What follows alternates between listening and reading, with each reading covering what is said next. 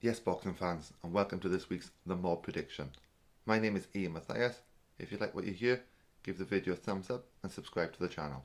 For today's prediction, we're going to be featuring the former IBF World Super Featherweight Champion Jojo Diaz. His opponent is Javier Fortuna and will be contested in the lightweight division and held at the Banc of California Stadium, Los Angeles. This will be shown worldwide, live on DAZN. And yes, of course, there is another belt on the line. This time it's the WBC's Interim World title. So swiftly moving into the tail of the tape on this one, we have Jojo Diaz, who is stepping up to the lightweight division after losing his super featherweight title on the scales last time out. That was against Shavkat Rakhimov. Diaz, he stands at 5'6" with a 64-inch reach. He has 33 fights. He's had 31 wins, 15 by knockout. There's one defeat, and last time out was the draw. Diaz is 28 and he's a southpaw fighter. His opponent is experienced Javier Fortuna, the 32-year-old hailing from the Dominican Republic. Javier Fortuna has lost twice when challenging for a world title previously, defeats against Jason Souza and Robert Easter Jr. Fortuna brings a record of 36 wins with 41 fights. He has 25 KOs, 2 defeats, 2 no contests and a draw. Fortuna is 5'6.5" and has a 68.5-inch reach. He's also southpaw. Will that extra 4.5-inch reach make a difference in this one? I think this is going to be a tough fight to call. I think Diaz opens as the bookie's favourite. He is stepping into the lightweight division for the first time. Last time he got stripped of his super featherweight title for missing the weight. He did go ahead with a fight against Rakhimov and was trailing down the stretch, but showed a bit of nuts and guts to bite down on his gum shield, rally for the last 3 rounds, and he secured a draw on that. He was on the verge of defeat. Now Diaz, he's only had 1 loss on his record, and that was against the extremely talented Gary Russell Jr.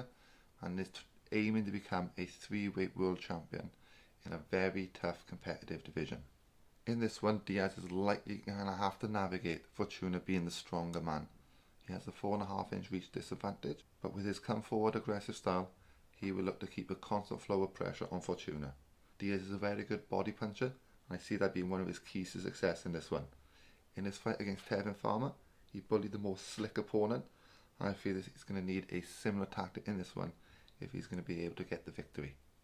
Javier Fortuna, he was originally scheduled to fight the glamour boy of the 135 division, Ryan Garcia.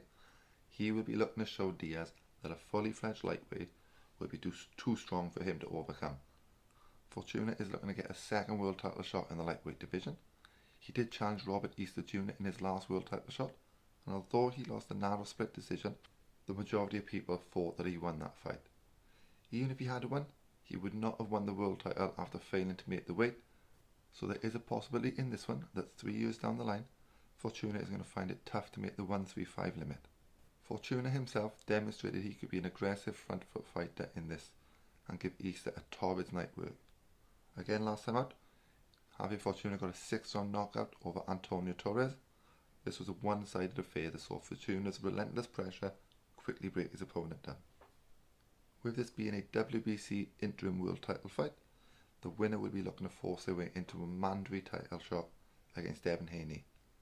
I think Teofimo Lopez should be the WBC champ, but this is yet another example of the governing bodies creating confusion in the sport. So now for the prediction on this one. I'm expecting to see a close competitive fight. Last prediction I made for Diaz versus Rakhimov, I thought Rakhimov would take a close win, and he almost did, but big credit to Diaz for the way he finished that fight. This time, I do see Diaz, the younger, fresher man, being victorious. The way I see the fight panning out is after 6 rounds.